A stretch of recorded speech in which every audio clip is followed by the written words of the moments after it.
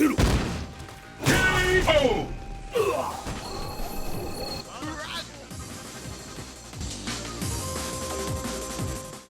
that's what people want to see. I'm not going to lie. Like, I want to see the first person like blowing up these guys that have been playing the games for months.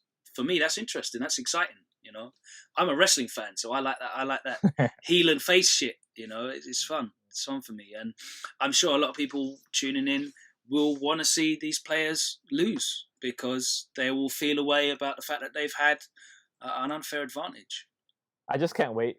Like, if they ever get interviewed, and then and then they bring up the whole fucking LoganSama is there sitting in the UK drinking his tea and everything, thinking he's all high and mighty, talking shit about us, molding the public's opinion on us. I can't wait for that interview. That's just my opinion. Like, I'm excited to see them lose. That's all. You know, I'm excited the same way that I get excited to see like Japanese players lose.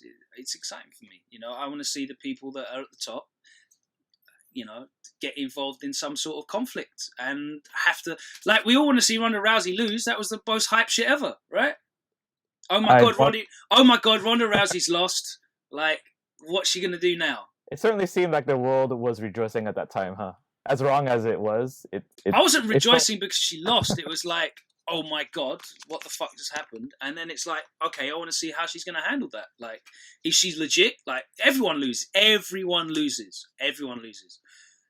Whether they can come back from that loss is another thing. So, like, if the first time that LPN or Graham Wolf lose in the tournament, like, yeah, there'll be like everyone making remarks, you know, our kappa's going to explode, Twitter will get hype and whatever. That's to be expected because they're the guys at the top right now. You can't argue that. Like, at the top of a game that's not even out, which is a fucking insane thing to say. But, you know, they won the only tournament that exists so far. I can't wait for this video to be released. But seeing how they do after the first time they lose is like the rubber stamp, you know. Like, we know Graham Wolf is an excellent player of Street Fighter games. You know, Street Fighter 2, you know, if you learn how to play Boxer in ST, you've watched Graham Wolf videos, right? Like, you must have done. Mm-hmm. He had like a lot of main characters, so I don't even know what his main character was anymore. It's been too long, man. I'm just throwing an example out there, but like, yeah, so he's good. It's not like he's a fraud. He's a good player. You know, you can't argue that he's not a good player. LPN's been a talented player in his local community. He hasn't really transferred that to a bigger stage yet. You know, he went to the was it South by Southwest? Yeah, the Texas tournament, right? Didn't work out that great for him. So it's exciting to see whether this is going to be his moment. Is this going to be his moment? Is he going to step up and become a great player? Is he going to become a force on the national and international scene with Street Fighter V? Or is it because he had early access to the game? Like, they're the questions that people want to know. Like, whether they're going to vocalize them or not, I don't mind saying it because it's the truth. You know, we want to see if you're legit or are you a fraud? Like, are you only winning because people don't know what the fuck's going on? Like, do they not know the matchup? Or are you winning because, you know, you're legit? And hopefully these guys will show themselves to be legit, because I love seeing new names back, you know, whether that's Graham Wolf returning or LPN stepping up. You know, we always see players step up, you know, like there was a time when Martin was the only Dudley in the world that people knew about, and now there's this guy called Smug who's kind of good with the character as well. Yeah, he's all right. You know, stepping up. One steps up and takes these spots, and that's the cool thing about it, you know. Again, going back to the combat sports thing, you like seeing new names causing a stir on the scene, you know. Conor McGregor comes through, causes a big stir, everyone's excited, it gets everyone interested again, you know. So it's good. I like this. It's human drama, man. Like, it goes beyond what's just happening on the screen. You know, when you have stories that go beyond what's just happening on the screen, I think it adds to the viewer count, it adds to the interest. People want that shit, you know. It becomes a show rather than just a game.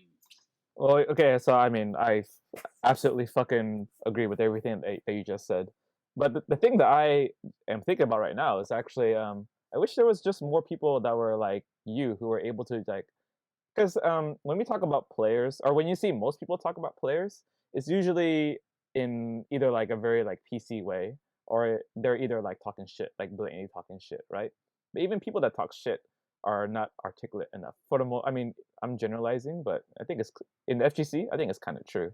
You know, like you pretty much built a storyline right now. The people that will watch this when it eventually goes online, they will at least think, oh, you know, maybe I rooted for this guy, but maybe not.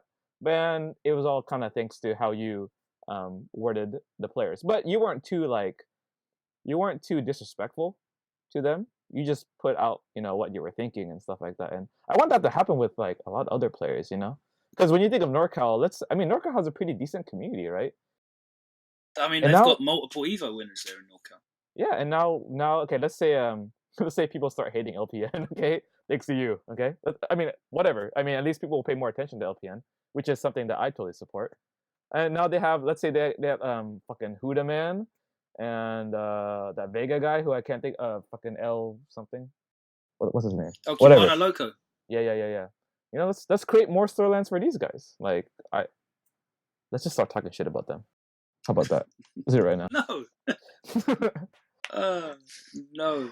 No. Yeah, but anyway, I'm not here to talk there, shit. Like I'm just laying down how I see it. I'm not saying that. And I'm not, you know, I don't profess myself to be like some like omnipotent sort of authority on what's going on. Like I'm just literally just like saying it how I see it. I think it's good that I like it, man. Just you keep can doing spin it. You can spin like it's good Most to be able of to your spin these things. Most of my hate, yeah.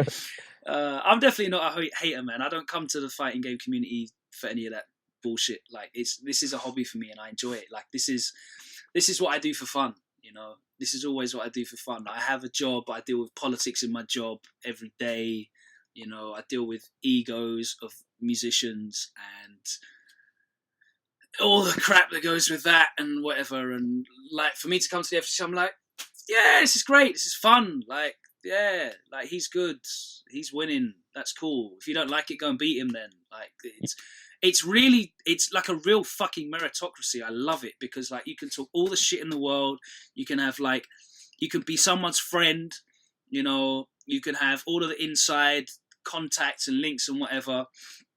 But at the end of the day, all that matters is what happens when you two sit down at that machine and play your first or whatever set that you're playing, and that's all that matters at the end of the day, you know. And I think that's fucking awesome. I love that.